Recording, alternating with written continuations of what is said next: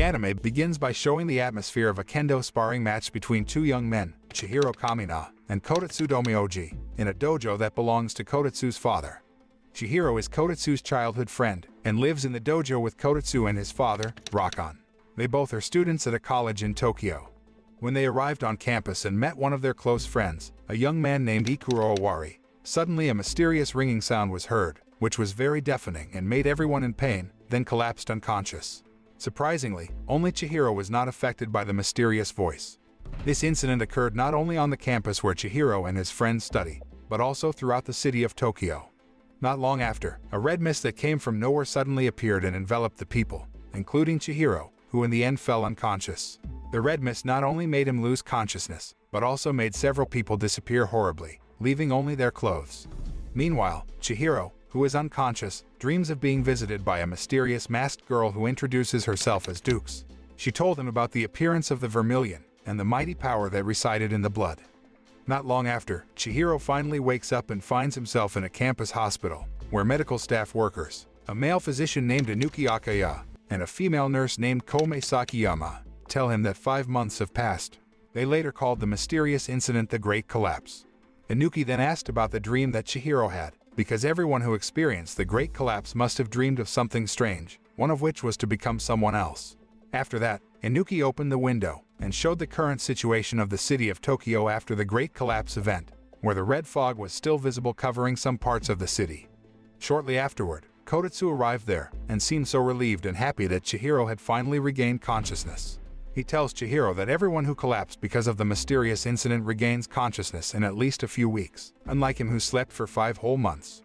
After the medical staff checked Chihiro's condition and made sure that he was okay, Chihiro was finally allowed to go home.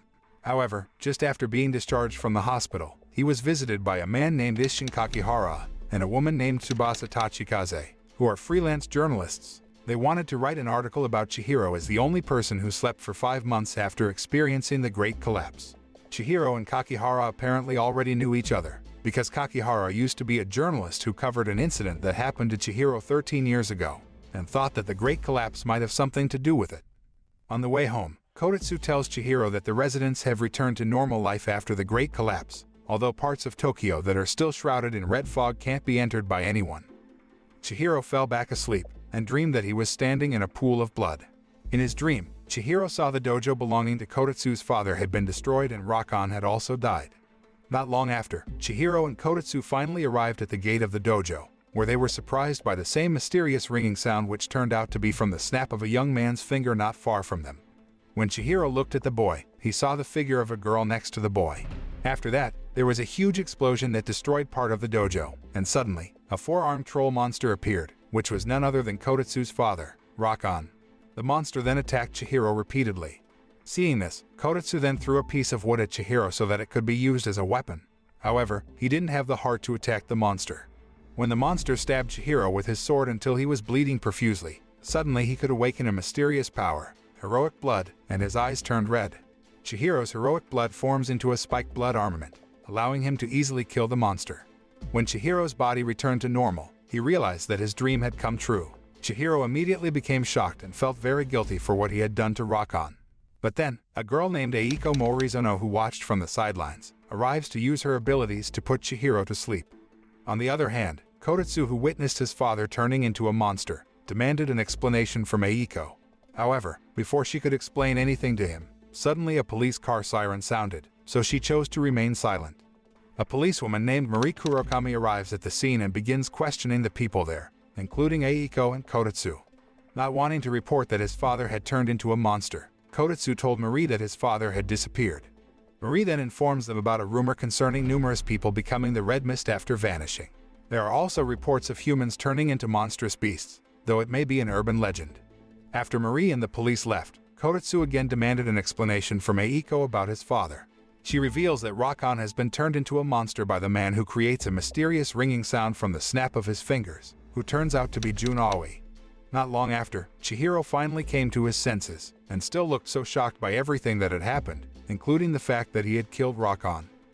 The next day, Eiko was still at the dojo and made breakfast for Chihiro and Kotetsu. Eiko even called Chihiro master, and said that from now on, she would always be by his side. When Chihiro asked about Eiko, The girl only replied that sooner or later, he would also remember her. Chihiro then apologizes to Kotetsu for what happened to his father, but Kotetsu acted casually, as if it wasn't a big deal to him at all. However, Chihiro felt so guilty about everything that happened that he couldn't hold back tears of regret. When Chihiro and Kotetsu arrived at the campus together with Eiko, they saw a young man running amok. Eiko said it was an early symptom of a person before turning into a monster like Rakan. Not long after, Enuki and Komei arrived there and immediately took the young man to the campus hospital. Enuki, who turned to Chihiro, noticed something odd about him and approached him. He then looked into Chihiro's eyes closely, and after observing him for a while, he just walked away. While they are at the campus cafeteria, Eiko reveals to Chihiro and Kotetsu that she, Jun Aoi, and the girl who came with Jun, who turns out to be Yuri Shiraki, actually come from another world. Eiko also said that she had always fought against the two of them. She then tells them that her job is to keep Chihiro alive. Chihiro, who went to the toilet to freshen up, accidentally saw the figure of Yuri, the girl who came with Jun yesterday. Because of that, he rushed after the girl who had run away somewhere. On the other hand, Kakihara, who was also on campus, saw Chihiro, who seemed to be looking for someone, and wondered who he was looking for. Chihiro then met Ikuro in the campus hall, and suddenly, a mysterious ringing sound was heard again, which turned out to be Yuri. She then appears before Chihiro, and intends to turn Ikuro and the other students into monsters like Rakan. Not long after, Jun arrived there, as did Eiko and Kotetsu. Jun then tries to make Kotetsu a monster like his father, but unexpectedly, Kotetsu was able to awaken his heroic blood, and wanted to take revenge for what happened to his father. He then fought the monsters there and managed to defeat some of them, until finally, he was brought down by a Diabolos-type monster that could fly and had deadly poison on its spear. Seeing that Kotetsu was desperate, Chihiro then raised his heroic blood to help him. Eiko then told Chihiro that Diabolos would be hard to beat without her help. Because of that, she asked him to call her by her real name. Chihiro finally remembered about Eiko and called the girl shrouded. After that, Eiko changed to her true form, which is an elf, and then saved Kotetsu, who was poisoned by the monster. Although in the end Chihiro succeeded in overthrowing the monster, he was not satisfied or happy because the monsters were actually his college friends. Chihiro wanted to end all of this immediately so that no more people had to die in vain because they were turned into monsters. Chihiro's fight against Diablos turned out to be photographed by Kakihara and his aide, who tries to take advantage of the photos.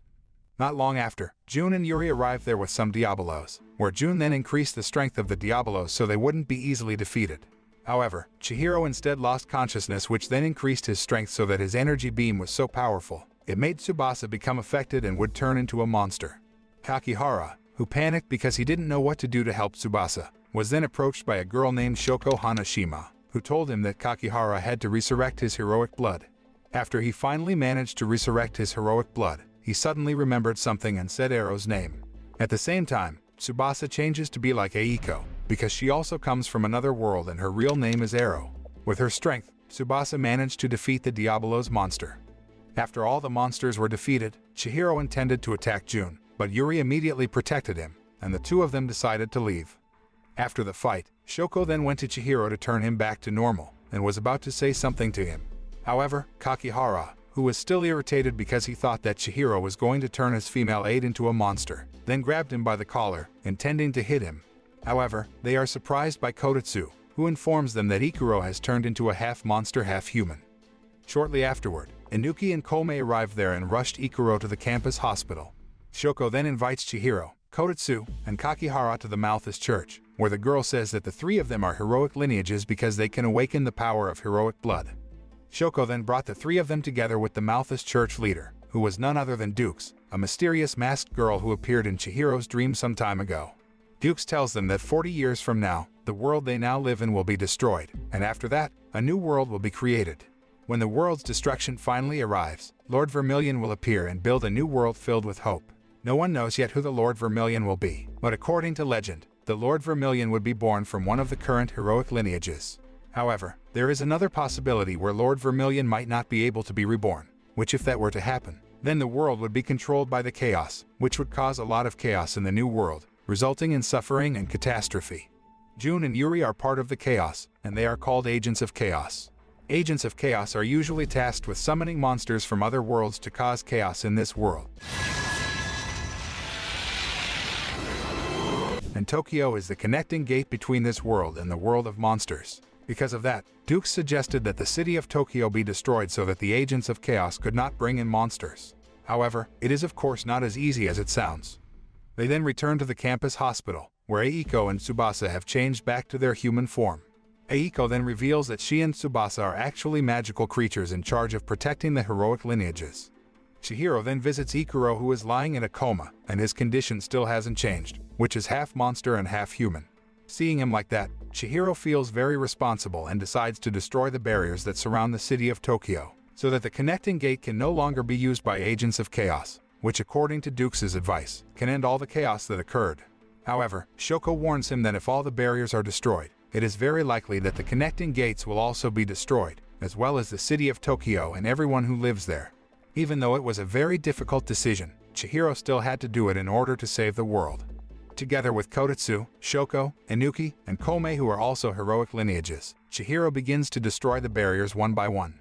Kakihara decided not to join because he thought that Chihiro had acted too far by destroying barriers that could also destroy the city where they lived. That night, Chihiro had another dream, where in his dream, he got a sign that one of them would die. The next day, Chihiro and his companions returned to their mission to destroy the barriers. However, this time they had a bit of a hard time as Jun and Yuri arrived there to stand in their way. Kotetsu, who still holds a grudge against Jun, then attacks him repeatedly. However, Kotetsu doesn't seem like a worthy opponent for Jun, as he can easily be taken down by him. Seeing Kotetsu cornered, Kome rushed to help him. When the fight becomes fiercer, Kotetsu, who has been incapacitated by Jun, then faces a girl named Tsubaki Manazuru, who has a small doll-like monster named Densuke who immediately attacks him. On the other hand, Chihiro and Yuri seem to be fighting fiercely because both of them had quite great fighting abilities. Chihiro, who was almost desperate, then tried to destroy the barrier underneath him and Yuri, but that instead made them teleport to a lonely, foggy city. Yuri then told Chihiro that now they were in a dream world, but he didn't seem to believe her and decided to find a way out of there. Yuri then asked Chihiro about his decision to destroy the city of Tokyo. He says that destroying the city of Tokyo is the only way to stop the chaos from happening. However, Chihiro immediately became silent when Yuri asked about the fate of the people who were still alive and living in Tokyo, and asked if he would let them die just like that with the destruction of the city. Chihiro then turned around and blamed Yuri and her partner for causing chaos by turning people into monsters. Unexpectedly, Yuri tells him that she wants to be friends with him, and together, they will change the world for the better. Meanwhile, when Kome was almost able to beat Jun, suddenly a young man named Haru Minakami appeared who then attacked Kome, because Haru turned out to be part of Jun's gang. On the other hand, Kotetsu, who is still in a fierce battle with Tsubaki, insists to the girl that he will not lose against the agents of chaos like her. Hearing this, Tsubaki stopped the fight and said that she was not the agent of chaos, and thought that Kotetsu was the agent of chaos. Because there had been a misunderstanding between them, Tsubaki chose to leave there. Switching back to the dream world, Chihiro and Yuri finally find a large magical stone that has the power to create illusions that feel very real. He tried to destroy the stone, but it was not as easy as expected. Seeing this, Yuri also helped him by holding his arm, and told Chihiro to focus his strength on one point.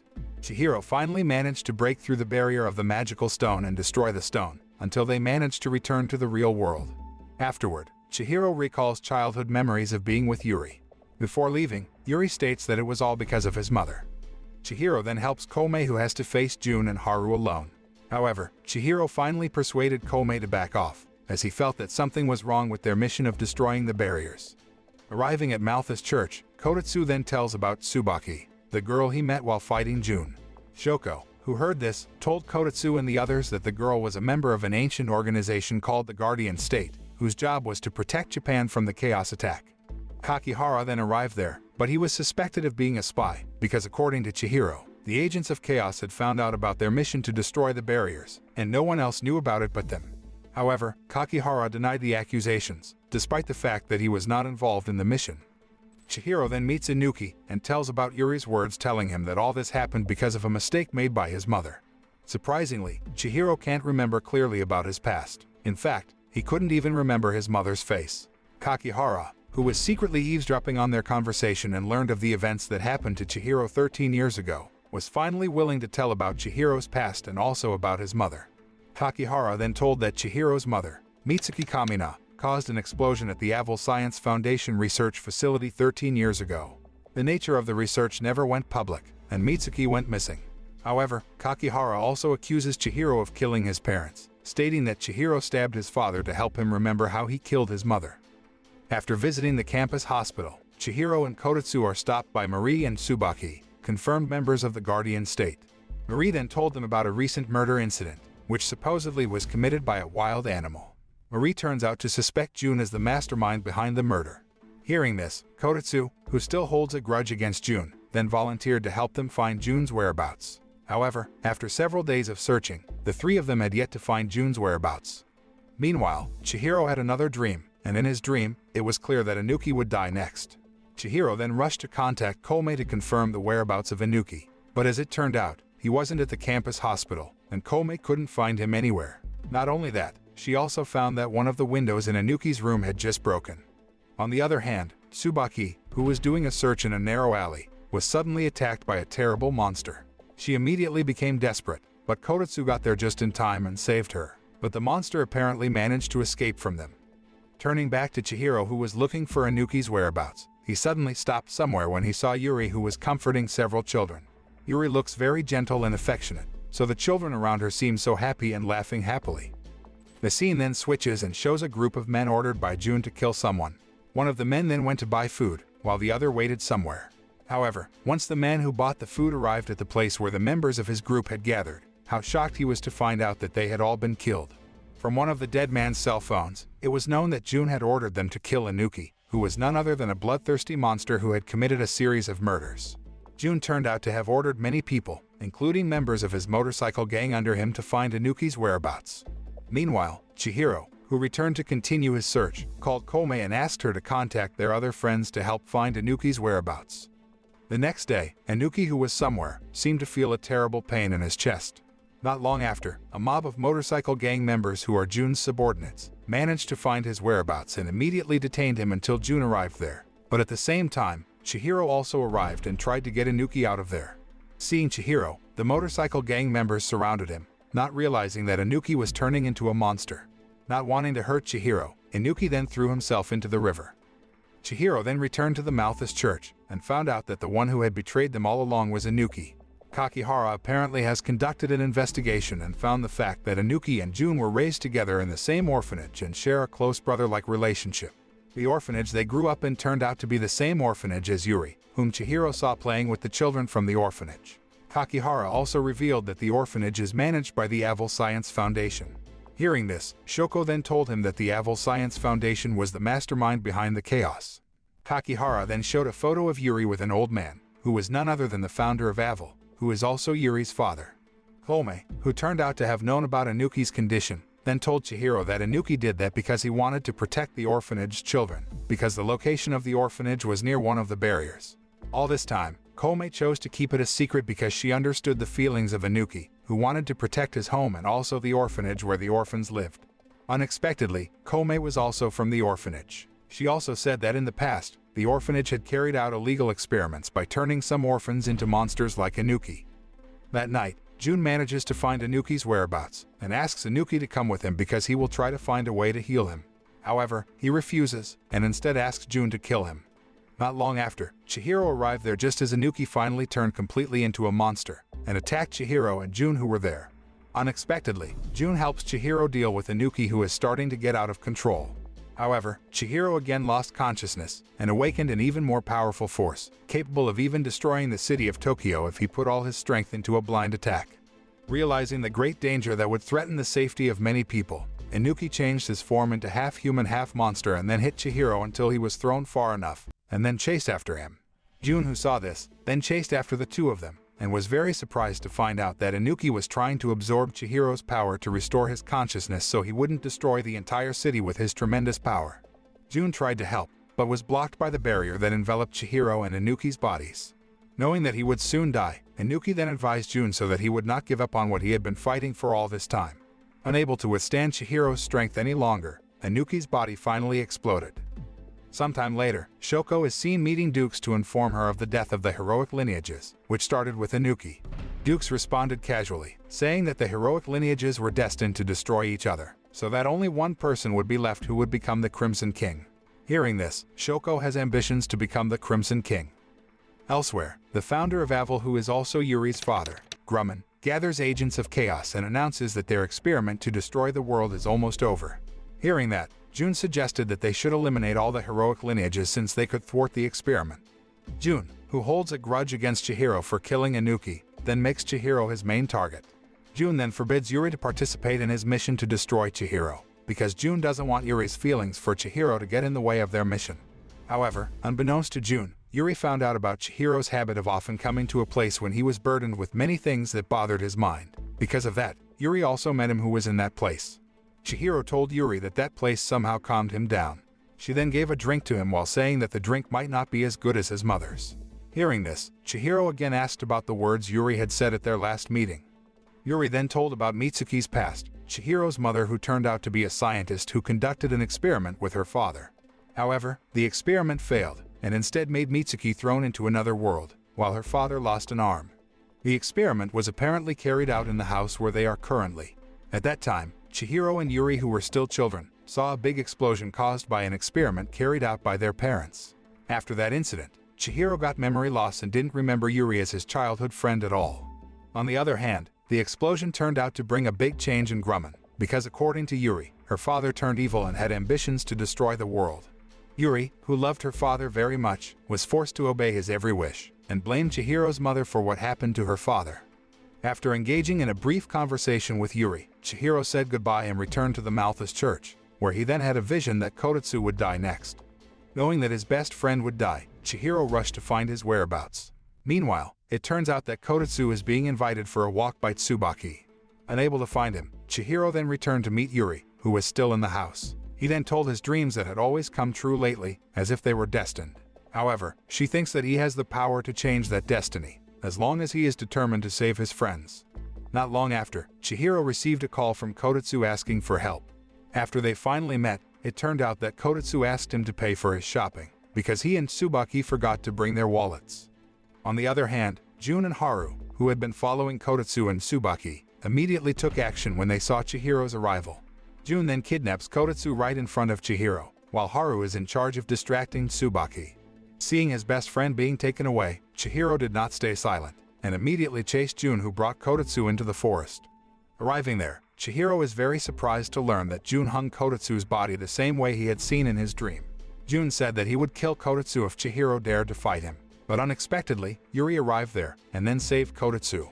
Jun, who was very irritated for her siding with their enemy, then attacked Yuri, but his attack couldn't hit her at all, so he decided to leave from there.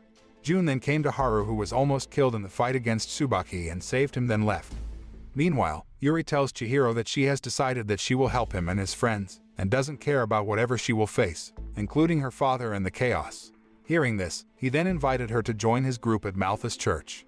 A few days later, Chihiro then gathered the heroic lineages from the Malthus Church, as well as all the members of the Guardian State somewhere. However, two members of the Guardian State, a girl named Julia Ichijo and a young man named Suruga Jumonji, seemed to dislike the Malthus Church because they once planned to destroy the city of Tokyo, even though the Guardian State had the opposite mission. Because of the heat of the dispute between them, Julia and Suruga almost started a fight against Shoko and Kotetsu. However, Chihiro immediately intervened and said that fate could still be changed without destroying Tokyo and sacrificing everyone. After that, Chihiro said that Yuri was now on their side, and the goal of gathering them all was for them to work together to change fate such as the destruction of the world, and also the fate that determined that the heroic lineages had to kill each other. Chihiro then proposes that they work together to destroy the Avil Science Foundation as well as the chaos to prevent that fate from coming true. Everyone at Malthus Church seems to agree, except for Shoko, who still wants them to act according to their predetermined destiny. Whereas in the Guardian State, only Julia and Suruga refused to cooperate and left immediately. Yuri then said that her father had made several giant machines that would be used to create natural disasters on a large scale. However, Shoko doesn't trust Yuri and thinks that the girl is only pretending to side with them and will eventually betray them because Yuri is Grumman's daughter, the mastermind behind all the chaos. However, everyone there actually believed Yuri's words more than Shoko's. Sometime later, Chihiro had another vision of the heroic lineages dying, and this time, he saw Marie in his dream.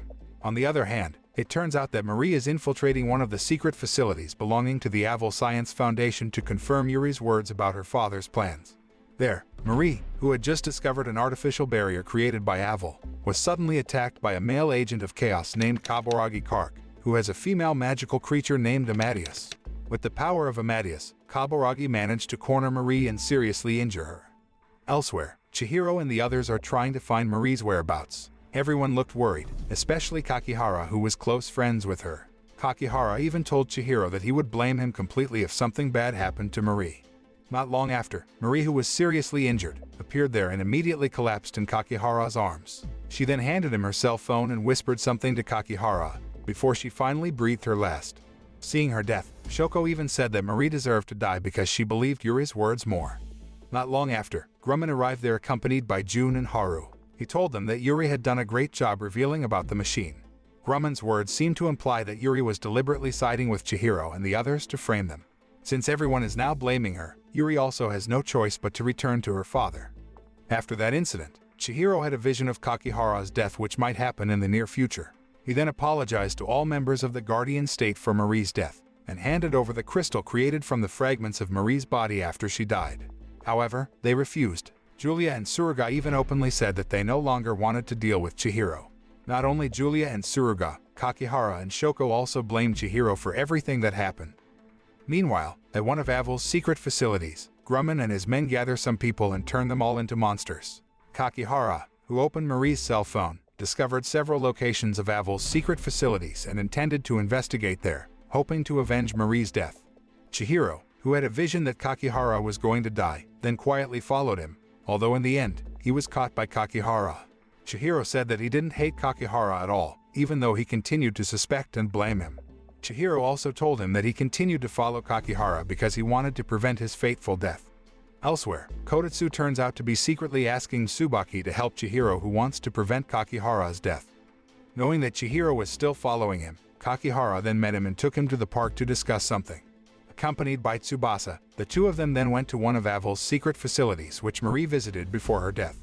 Arriving there, they find an artificial barrier created by Avil, and find out that there are 7 artificial barriers that have spread all over Tokyo. However, before they had time to investigate further, suddenly Kaburagi appeared and immediately attacked them.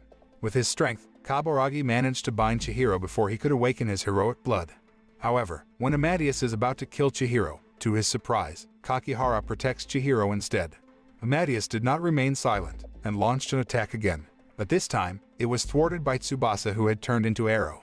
Ero sacrificed herself to protect Kakihara because it was her duty as his protector. Before she died, Ero asked Kakihara to stay alive. Turned out Marie also said that before her death. Kakihara, furious because his aide had to die, then launched an attack on Kaburagi, but Amadeus always stopped him. On the other hand, Chihiro, who was trying to free himself from Kaburagi's trap, then asked Kakihara why he had saved him. Kakihara then revealed that he had reinvestigated the case of Chihiro's father's death, where he found out that Chihiro's father intended to end his life and also Chihiro's life due to depression after Mitsuki's departure. However, in the end, he felt bad for his young son and chose to end his own life, leaving Chihiro alive. Hearing this, Chihiro finally managed to break free and tried to save Kakihara. Not long after, Eiko finally arrived there, as did Kotetsu, Tsubaki, and the others. Outnumbered, Kaburagi finally decides to run away, but Kotetsu and Tsubaki chase him. Meanwhile, Kakihara, who was at the end of his life, advised Chihiro to stay alive. After that, he finally breathed his last, and his body turned into a lump of red crystal. After Kakihara's death, Shoko then meets Dukes, who tells her that they will not be able to change the fate that has been determined. Moreover, the chaos had reached the final stages of their plan to cause great chaos that could destroy the world. Because of that, Dukes asked Shoko to carry out their plan, until only one person from the heroic lineages would become the Crimson King. A few days later, Grumman was seen reviewing the Infinity Theater, the location where Kaburagi, who is a pianist, would be holding a piano performance of a requiem at the opening concert. Grumman apparently financed the construction of the building because it was part of the chaos plan to destroy the world. He had even prepared a large hole under the stage to support his plan.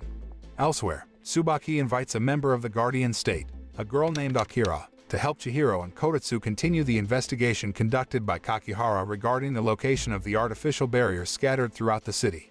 They then meet Dukes, who informs that the location of the artificial barriers created by Avil form the Big Dipper constellation, and if all of them are connected and activated simultaneously, it will cause an unprecedented catastrophe. Dukes told Chihiro and the others that the location of the last artificial barrier was at the Infinity Theater, and asked them to destroy it as soon as possible.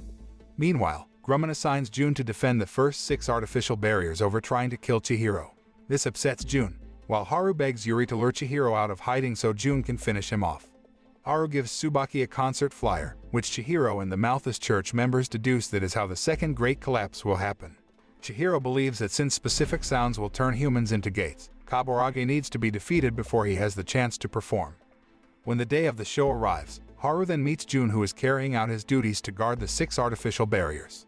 Haru reveals that he purposely told Chihiro and his friends about the concert, and also about the location of the last artificial barrier so that they could attack the place, and Jun would again be considered useful by Grumman to kill Chihiro. At night, after Haru tells him that Chihiro is coming to the concert, Jun has the Blue Skulls gangsters dressed up as security guards. However, as Chihiro and the Malthus church members approach, Kaburagi turns the Blue Skulls into monsters before stepping inside to perform for an audience. A fierce battle ensues outside the Infinity Theater, while Kaburagi appears on stage to play the piano. Haru then arrives there and starts attacking Chihiro and the members of the Malthus church. Unexpectedly, Haru and Akira actually know each other, and they used to be good friends, before Haru decided to join Jun in the chaos. Akira tries to convince Haru to stop whatever his plans are with the chaos, because the destruction of the world will not bring happiness to anyone, including himself. But Haru persisted, and then attacked Chihiro. Unexpectedly, what Haru attacked was not the real Chihiro, but Akira's magical creature disguised as him to trick the agents of chaos. Meanwhile, the real Chihiro managed to sneak onto the stage, and launched a surprise attack at Kaburagi, who was playing the piano. However, Jun suddenly appears and attacks him ruthlessly. Jun and Chihiro are also involved in a fierce battle, because Jun wants to avenge the death of Enuki, who sacrificed himself for Chihiro.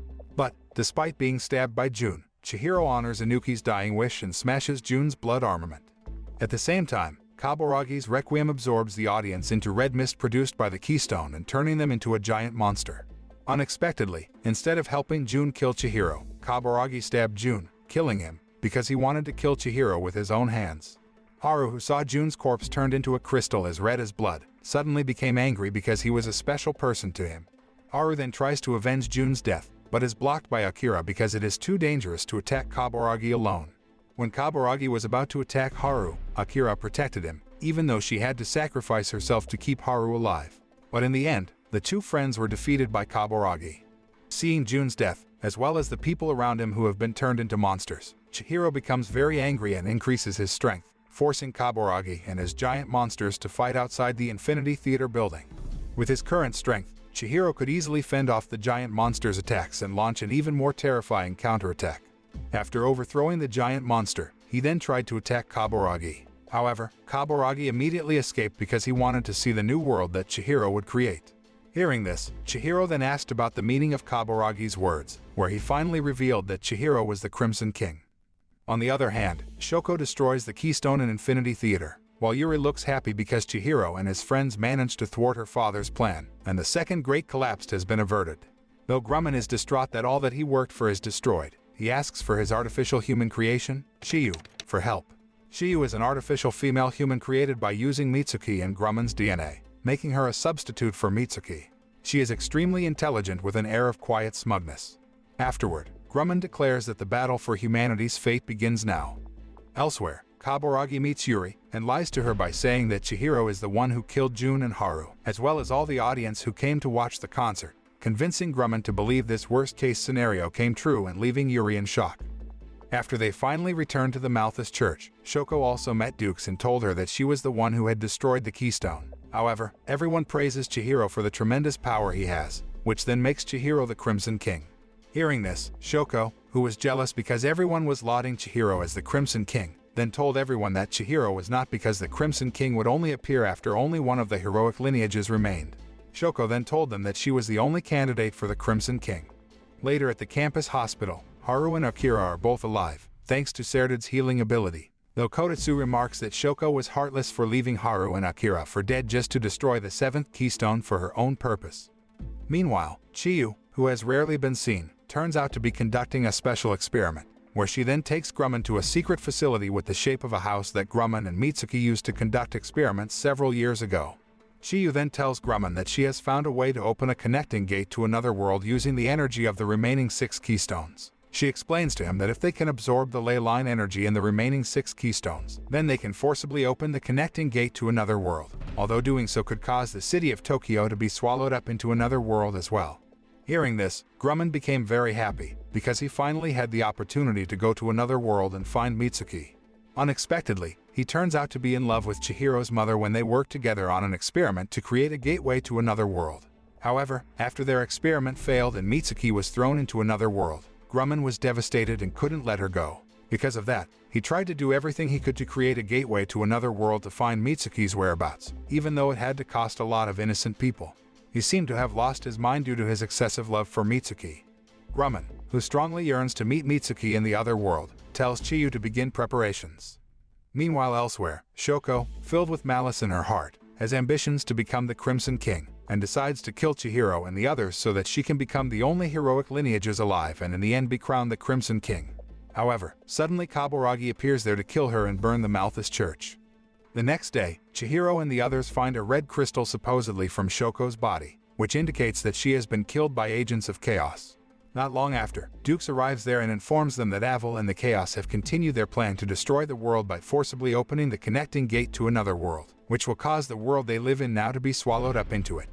After that, Chihiro met Yuri at the house where their parents conducted an experiment several years ago, which turned out to be Hikari-en.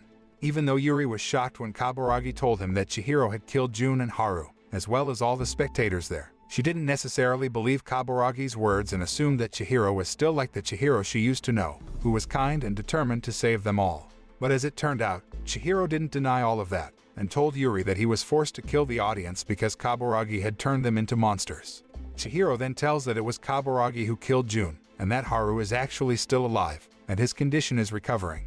Hearing that, Yuri looked relieved. However, she immediately became worried for Chihiro, asking him to stop fighting and run away with her. Chihiro of course can't grant her request, especially when the Chaos prepares to carry out their plan to destroy the world.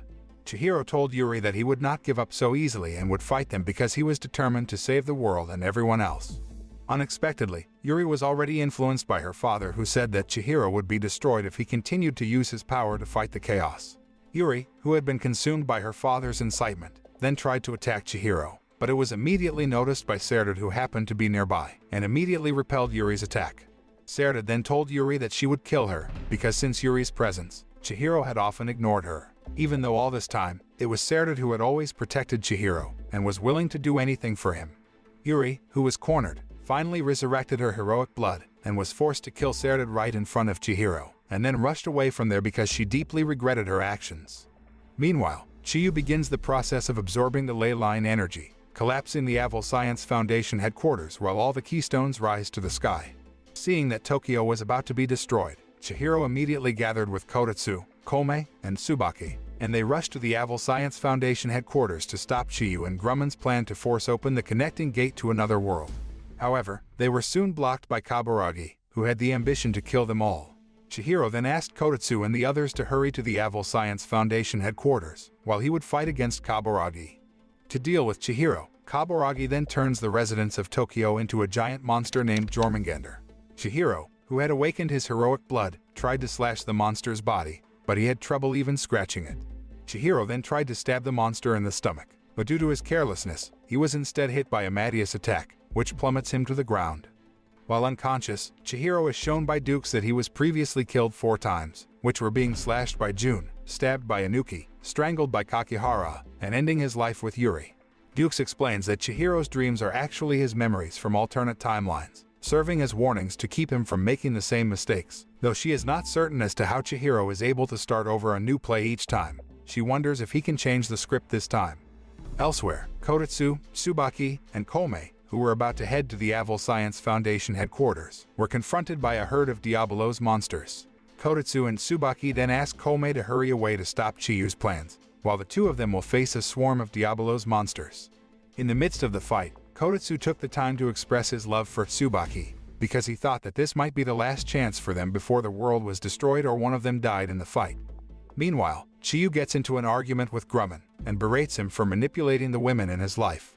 Chiyu said that Mitsuki never loved him, even though he loved Mitsuki so much that he lost his mind. Chiyu then said that if he had managed to find Mitsuki's whereabouts in another world, she was very sure that Mitsuki would only want to return to her family that she loved very much, and would not care about Grumman at all. The heartbroken Grumman heard this, then fled from there. At the same time, Kome finally arrived there and Chiyu immediately challenged her to a fight. turns back to Chihiro, who is still unconscious, where he dreams and hears Dukes telling him that his friends' deaths are destined, and he can't change that fate.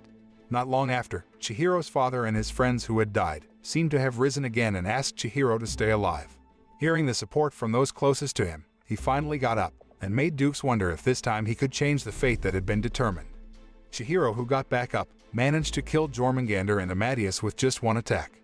After that, he cut off both of Kaburagi's arms and finally managed to kill him. Elsewhere, Julia and Tsuruga arrive and help Kotetsu and Tsubaki, who are already starting to get overwhelmed by the Diabolos monsters. They put aside the disputes that once existed between them, and together fight hordes of monsters to protect the city. Meanwhile, Koumei manages to outperform Chiyu and destroy the girl's machine, despite the fact that it cannot be turned off once it is activated, and Koumei's actions turn the machine out of control. Grumman, who saw the connecting gate starting to open little by little, seemed so happy because he thought that soon he would meet Mitsuki. However, unexpectedly, Grumman was betrayed by his advisor, Vandrail, who shoves him into the gate to speed him along. Vandrail never enters combat but has the ability to teleport, and enjoys watching destruction. He manipulated Grumman into creating Aval Science Foundation so he could watch more destructions. As the closest candidate to being the Crimson King and the Lord of Vermilion, Chihiro heads to erase the gate himself. However, Yuri and Jormungandr stand in his way. As Chihiro and Yuri charge at each other, Chihiro dodges her and kills Jormungandr instead. Upon seeing that, a disappointed Vandrail leaves the area. Chihiro and Yuri then approach the gate together, but he pushes her away and enters alone. Before the gate closes, Chihiro tells Yuri to live, and he finally manages to save the world. Sometime later, Yuri, Kotetsu, Tsubaki, Haru, Akira, Koumei, and Chiyu move into Hikari-en, searching for a way to reopen the gate and bring back Chihiro. The moral lesson of the story is, destiny is not a matter of chance, it is a matter of choice. It is not a thing to be waited for, it is a thing to be achieved. We are not the victim of the world, but rather the master of our own destiny, because our choices and decisions determine our destiny.